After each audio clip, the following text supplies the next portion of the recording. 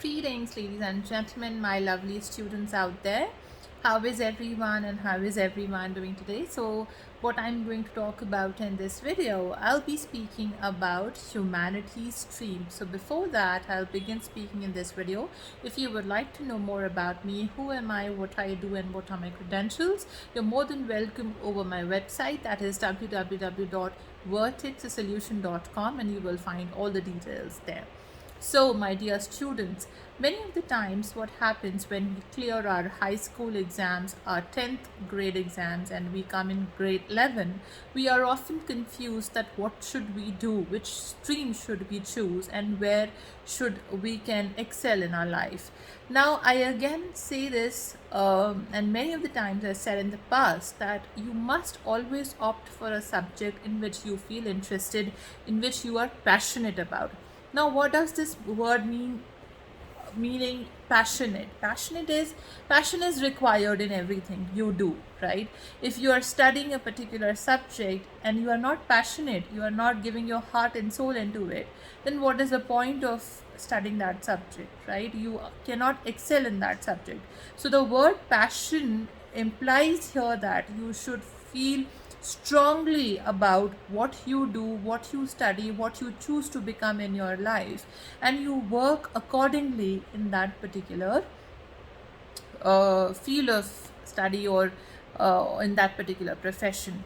Now, coming back to the topic, that what can you do after humanities stream? So, firstly, there is no comparison of any particular stream with any other stream. For example, there might be a notion in few of the minds about that people who are from science background, they are the kings. Coming from commerce, they are the queens, and coming from the humanities background, they are the knights. So there are no kings, queens, and knights anywhere in education. All the streams are equally important and have equivalence in a particular platform, right? So people who are interested in going in engineering or medicine, they can opt for they can choose to opt for science background. Now, there is one more particular subject that emerged as applied mathematics, right? So of course, applied mathematics open rooms more for students. You can go and research about it, that how can you choose applied mathematics. And of course, there initially it was a notion that the only three major professions that exist were engineers, doctors, or lawyers. But of course, the work of a doctor or a lawyer or engineer cannot be done by any other profession, right? But if you feel interested, if you are interested, then only you can opt for going in that particular field of study. A part of it, coming back to humanities stream, there are a lot of subjects that you study. For example, you study economics, you study psychology, you study linguistics, political science, civics, geography. Now, when you complete humanities and you do your bachelor's, for example, from humanities, for instance, and you choose to opt to go in civil services, or you plan to go in civil services from the beginning, so it's very I would say choosing humanities and doing your bachelor's in humanities is a great platform for you to gain good knowledge and insights if you're willing to go into civil services, because again, the competitive examination has background of subjects from humanities. You have to study history, you have to study political science, civics, geography, right? And of course, science is also included, English is compulsory. So one of the major and top career option for humanities students is to go into civil services. There are a lot of different branches in civil services, such as IAS, IPS, and many other branches. Apart from that, if you do not wish to go into civil services, then what should you do? Okay, you can become entrepreneurs, you can become psychologists, you can become archaeologists, you can go into academics, teachers, professors, Now, education is such a platform which is not only open for humanities, but it is open for all, from commerce, from science. Because if there is no teacher who can teach you anatomy, how will you learn anatomy?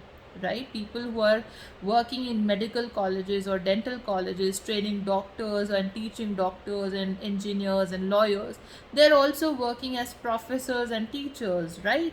So education is such a platform in academics which gives platform to all the streams equally.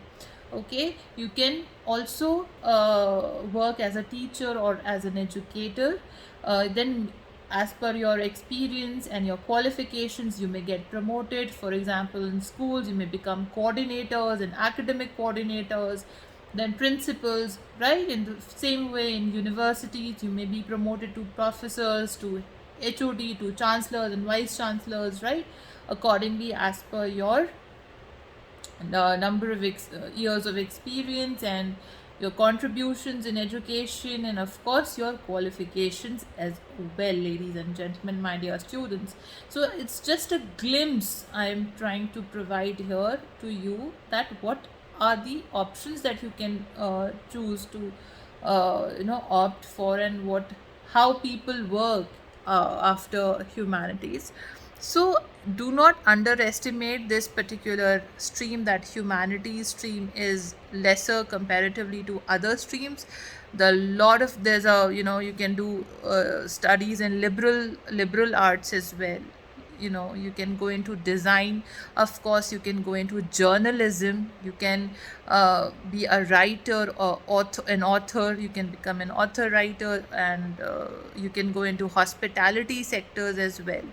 So there are a lot of room for people who want to opt for humanities, people who choose to read humanities, who opt to